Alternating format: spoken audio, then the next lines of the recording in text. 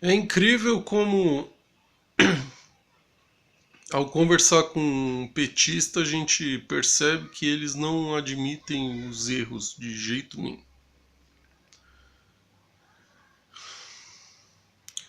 Eles acham que a culpa da derrota do Haddad é do Ciro Gomes.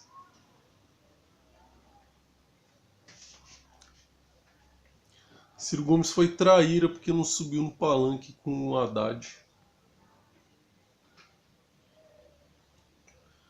Eles não têm a capacidade de admitir que o PT cometeu algumas falhas, né?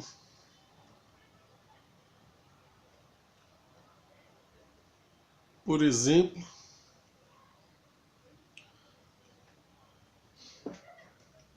quando prenderam aquele tal de Cesare Battisti, a Itália implorou para o Brasil mandar ele extraditado lá para a Itália.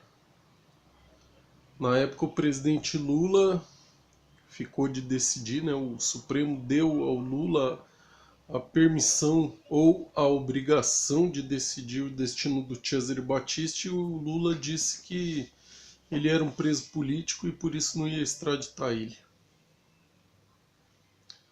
Bom, alguma um pode concordar, outro pode não concordar com a extradição. Ah, eu acho que o Brasil deveria sim dar asilo, eu acho que o Brasil não deveria dar asilo. Cada um pensa o que quer. Eu, particularmente, se estivesse no caso, se fosse um professor que falasse mal do governo e o governo começasse a perseguir ele, eu daria asilo político. Mas o Cesare Battisti, não importa as razões, ele foi acusado, sentenciado por 4 assassinatos. Assassinato, não é crime político. Mesmo que o assassinato seja um crime político, não se deve cometer assassinato e quando se comete deve-se pagar por eles. Mas até aí tudo bem, um acha que deve, o outro acha que não deve. O problema é que em 2007,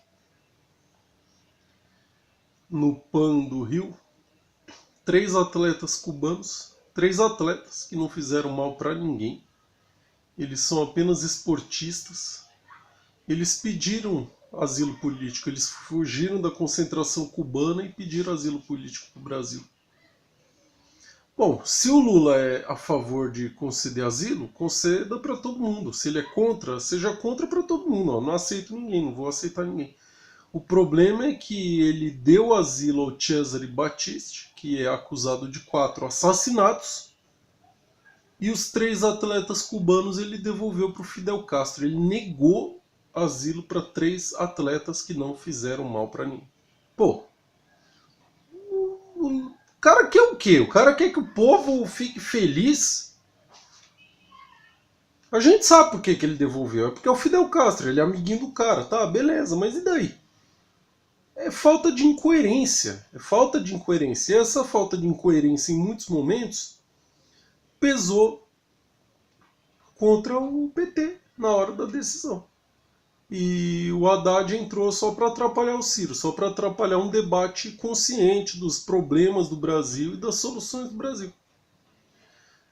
Por exemplo, eu acho ridículo quando o Bolsonaro chama uma mulher de vagabunda, seja a mulher que for. Mas a Maria do Rosário, que embora não seja do PT, mas tem mais ou menos a mesma ideologia, ela deu uma festinha para Suzane von Richthofen.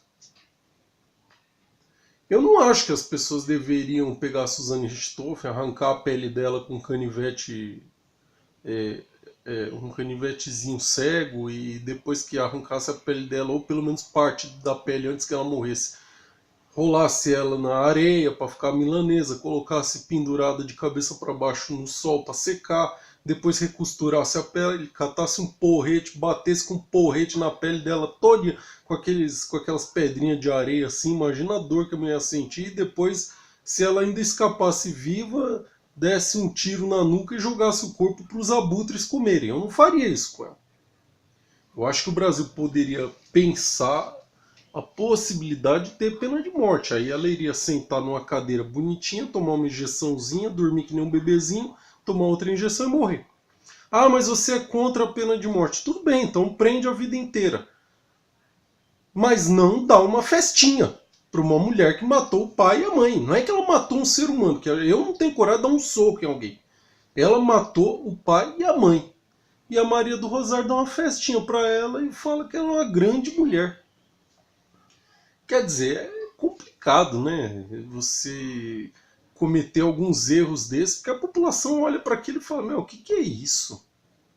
Aí dá combustível para um cara que nem o Bolsonaro virar presidente do Brasil. E a culpa da derrota não é do PT, a culpa da derrota é do Ciro Gomes. É ou não é brincadeira?